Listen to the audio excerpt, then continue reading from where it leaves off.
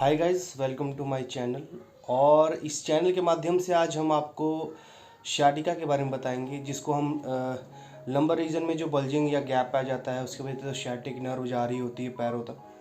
तो उस पैरों तक जाते जाते में पेन जो रेडिएट होता है, तक कमर में भी दर्द रहता है, पैरों में भी आ जाता है। तो इसके बारे में आजकल बहुत ऐसे केसेस देखने को मिल रहे हैं। मेरे पेशेंट्स भी आ रहे हैं आज के, उसका मैं पंचकर्मा थेरेपी वगैरह हम कर रहे हैं। तो उसकी बहुत शिकायतें आ रही है। अभी मेरे पास 2 पेशेंट ऐसे हैं जिसका मैं कर रहा हूँ।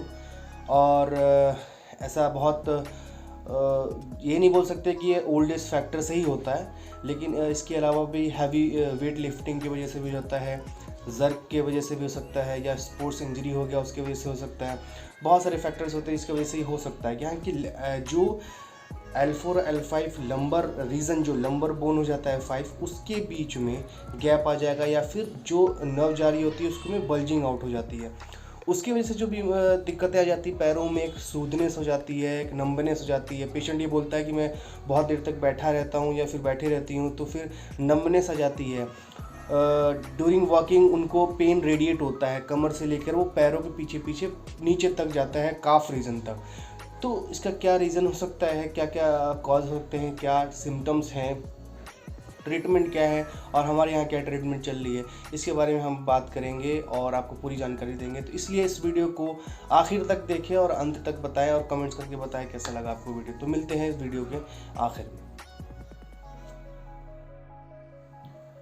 पहली बात तो हमें समझना पड़ेगा कि शाटिक नर्व होता क्या है। शाटिक जो नर्व होता है, एक लॉन्गेस्ट नर्व होता है जो L4 और S3 के बीच से एक जो रूट्स निकल रहे होते हैं, उस रूट से वो एंड तक जाता है और उसको शाटिक नर्व बोलते हैं, जो पैरों तक चला जाता है। तो उसको हम शाटिक नर्व बोलते हैं, सिंपल लैंग्वेज में हम बोल सकते हैं। आयुर्वेद में इस रोग को ग्रेगेसी रोग बोला जाता है। आयुर्वेदिक इसका पॉइंट ऑफ व्यू भी हम बताएंगे कि आखिर होता क्या है।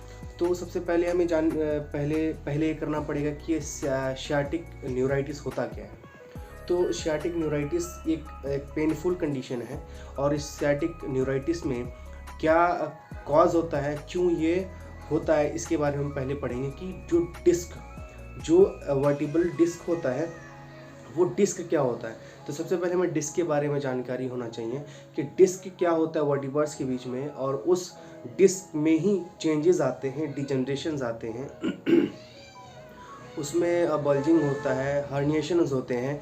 तो ये डिफरेंट ये कॉजेज़ है जिसकी वजह से शाटिक पेन या सियाटिक न्यूराइटिस होता है।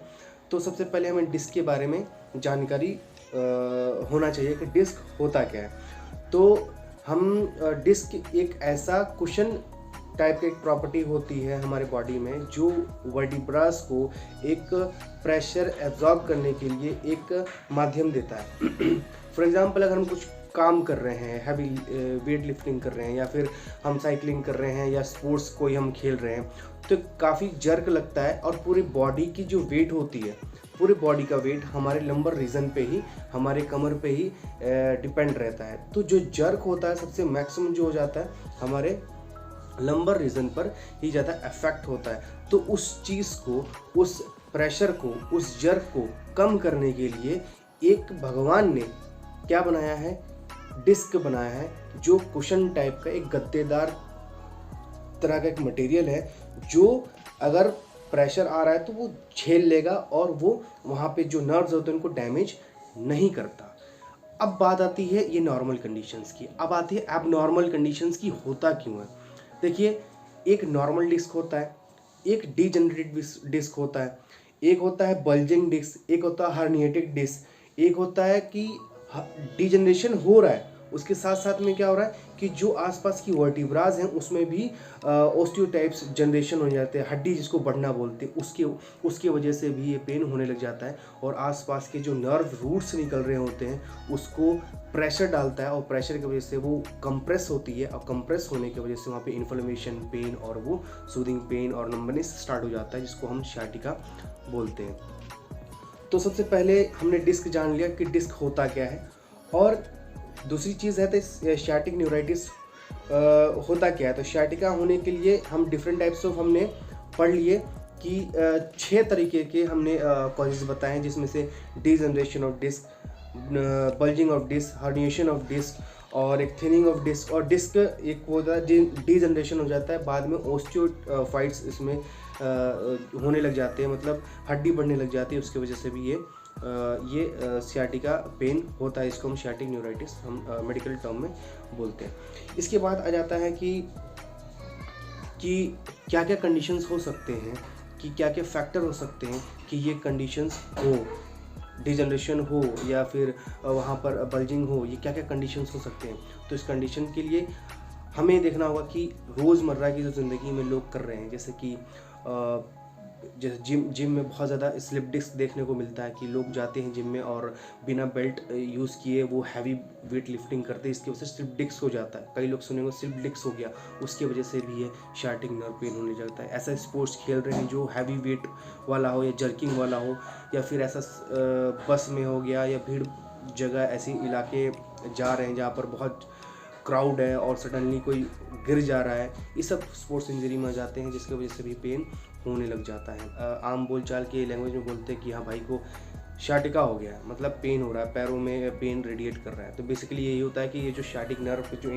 जो कमर में जो लंबर रीजन में जो रूट्स निकल रहे होते हैं, उस रूट्स में ही कोई ना कोई दिक्कत होती है, जिसकी वजह से पैरों में पेन जाता है। लोग कहते हैं पैरों में भी पेन हो रहा है, तो वो पेन इसलिए हो रहा है क्योंकि वो लंबर रीजन में वो दबा हुआ चीज़ है। तो मेन जो रूट है उसको हम ट्रीटमेंट करेंगे, जो मेन बेसिक चीज़ है उसको ट्रीटमेंट करेंगे, तो पैरों वाला पेन भी अपने आप रिड्यूस हो जाता है। इसके साथ में कई फॉर्मुलेशंस चलते हैं, तो उस पेन को आजकल के जनरेशंस में ओल्ड एज फैक्टर तो हम नहीं बोल सकते, क्योंकि ओल्ड एज फैक्टर के अलावा भी हमने देखा है कि कई लोग स्लिप डिस्क की शिकायत लेके आते हैं।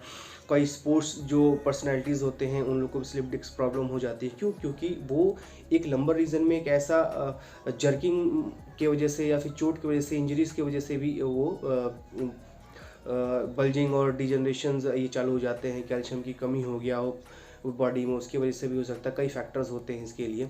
आम बोलचाल की लैंग्वेज हम ये बोल सकते हैं कि शाटिका हो चुका है इसको, या फिर पेन हो रहा है उसको।